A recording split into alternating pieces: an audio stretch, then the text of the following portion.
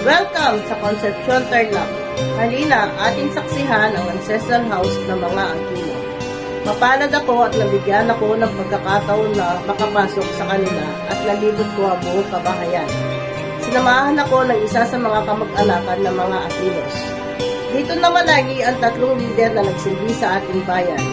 Sina General Sevillano Aquino, Benigno Aquino Sr. at Benigno Aquino Jr. Ang nasabing bahay ay tunay na napakaganda at napakalinis at well-maintained, na may isang hektaryang lawak at itinaryo noong 1938. Matatagpuan ito sa A. Lunay Street, Concepcion, Tarlac.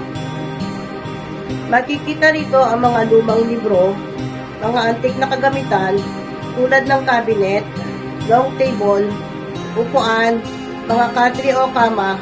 Makikita din dito ang mga napaglumaang plato, tasa, kutsara na mga hanggang ngayon ay naka-display pa sa nasabing kabahayan. Tunay na napakaganda nito. Nabigyan din ako ng pagkakataon na makapasok at makaupo at magpa-litrato sa opisina ng mga Aquinos. Tunay na napakaganda. Dito sila nagpupulong. Dito rin makikita ang mga lumang sertipiko na nagpapatunay na ang mga Aquinos ay may angking kagalingan at talino. Makikita din dito ang iba't ibang larawan ng kanyang pamilya. Sa kabilang banda, ang kabuuang kabahayan ay tunay na napakalinis at napakaganda. Halina, ating pasyalan.